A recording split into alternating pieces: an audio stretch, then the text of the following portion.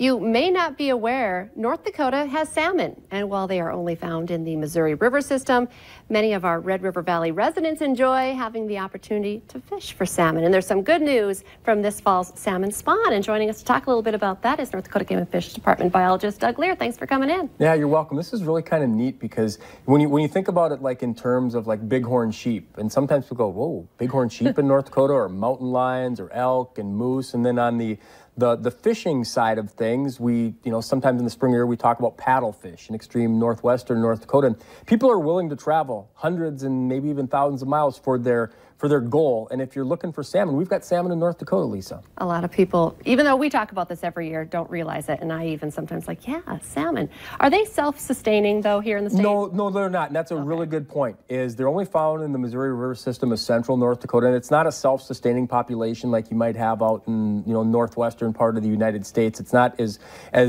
flourishing as that. But so what we do is we do an artificial spawning operation every fall. In fact, their spawning run is different than we typically think of walleye and northern pike in the spring. This happened about early mid part of October is when they do their spawning run, and it's really kind of a fascinating scenario that takes place, all for the point of so that people that live in North Dakota can go fishing for salmon in central North Dakota. And sometimes we've heard about this and we're just kind of like, well, it's not that big a deal. But when people hear about it for the first time and go, well, that is kind of a neat opportunity. What kind of numbers are we talking about as far as eggs, and then just how big do they get? Right. We had a really good year, one of the best years that we've had in taking eggs. Over 2 million eggs were taken. We were able to provide some salmon to other areas. We had about a 6-pound average in our female size, and they grow much bigger than that.